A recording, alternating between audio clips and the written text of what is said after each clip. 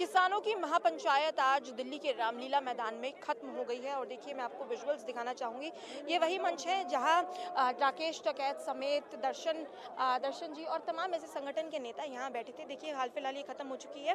आपको मैं तस्वीरें दिखाना चाहूँगी। आपको भारतीय किसान यूनियन के झंडे लेते हुए आपको यहाँ लोग पसंद आएंगे और देखिए 10 से 15,000 किसानों की यहाँ मौजूदगी बताई गई थी। और देखिए अभी जो ये किसान आंदोलन है इसके लिए इन्होंने कहा है कि देखिए जब तक सरकार इनकी मांगे नहीं मानेगी, एमएसपी की गारंटी नहीं दी जाएगी, तब तक ये किसान आंदोलन चलता रहेगा। हालांकि आज की इस दिल्ली की महापंचायत में ये कंक्लूड किया गया है कि देखिए ये किसान आंदोलन अभी डिसेंट्रलाइज लेवल पर चलेगा, यानी गांव-गांव में चलेगा। और अगर सरकार नहीं मानती तो 24 के इलेक्शन में वोट ना देके सरकार को बाइकआउट करने की मांग की गई है। देखिए नारे लग रहे हैं, तमाम नारे लगाए जा रहे हैं कि किसानों को।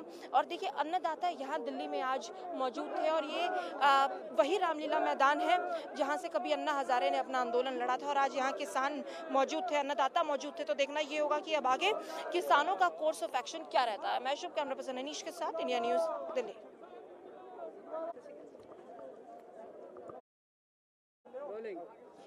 अन्नदाताओं की महापंचायत आज दिल्ली के रामलीला मैदान में हुई और हमारे साथ बातचीत करने के लिए इस वक्त सुमन हुड्डा जी मौजूद हैं। ये महिला प्रदेश अध्यक्ष बीकेयू चढ़ूनी ग्रुप की हैं, इनसे बात करेंगे। मैम, आज की इस महापंचायत से क्या सार निकला? मैम देखिए, पंचायत एक सिर जोड़ का हिस्सा होती है। ये दिखाना होता है कि हम सब मुद्दों की लड़ाई के लिए एक हैं, एक थे और हमेशा एक रहेंगे। तो आज इस पंचायत ने भी ये दिखाया है, इस सिर जोड़ ने ये दिखाया है कि जब ये हजारों सिर मिलके खड़े होते हैं तो मोदी का सिंहासन भी डोलता है। जी सुमन जी, एक बात बताइए, आप महिलाओं को रिप्रेजेंट करती हैं।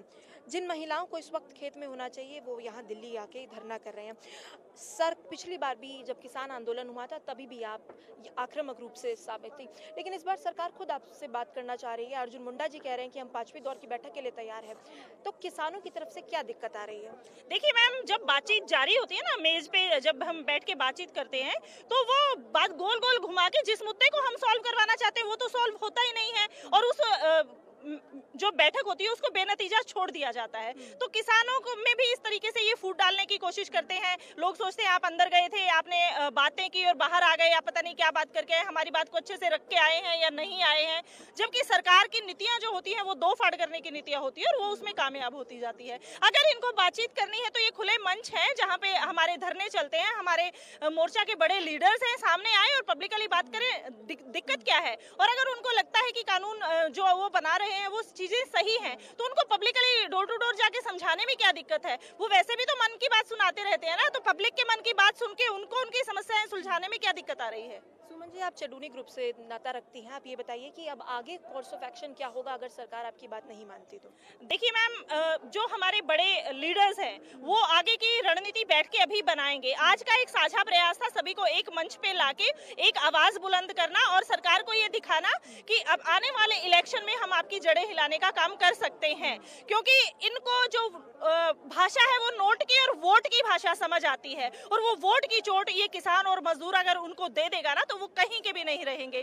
तो यहाँ अब आने वाले लोकसभा और विधानसभा के जो इलेक्शन है उनमें उनको सचेत हो जाना चाहिए। जो 5-5 साल से जिन्होंने गांवों में अपने गलियों में कदम तक नहीं रख के देखे हैं, अब वो जब वोट मांगने आएंगे तो हम उनको उनके कॉलर पकड़ के सवाल करना जानते हैं, हमें उनसे क्या पूछना है। और ये भी जरूर पूछेंगे कि जब हम लड़ाइयां लड़ रहे थे, जब हम सड़कों पे बैठे थे, जब हमारे एक भाई को आपने सीधी गोली मार दी, हजारों भाइयों को हमारों को जख्मी किया है, तो वो हक आपको किसने दिया? आप हमारे ऊपर एफआईआर कर देते हैं, जरा सा घर से हम निकल जाएं आंदोलन के लिए, उस पे भी हमारे ऊपर धारा 302, 307 आप लगा देते हैं। तो उन पे कौन सी धाराएं लगाई आपने? आप हमें वो भी बताएं। क्या हमारे बच्चे इसी तरह मरवाने के लिए पैदा किए हैं हमने? हम अपनी नस्ल और फसल को बचाने की लड़ाई लड़ रहे हैं। नस्लें हमारी आप गोली मार मार के खत्म कर रहे हैं और रोटी हमारी आप छीन के कॉर्पोरेट को दे रहे हैं, तो हम कब तक बर्दाश्त करेंगे? देखिए, आप सुन रहे थे सुमन हुड्डा को और बहुत आक्रामक तरीके से उन्होंने कहा कि वोट की चोट दी जाएगी, उसके बाद सरकार को समझ आएगा। देखिए, किसान जो है वो लगातार सरकार से नाराज नजर आ रहे हैं और जब तक एमएसपी की गारंटी नहीं जाएगी किसान इसी तरीके से आपको आक्रामक नजर आएंगे। मैं शुभ कैमरा पर्सन अनीश के साथ, इंडिया न्यूज दिल्ली।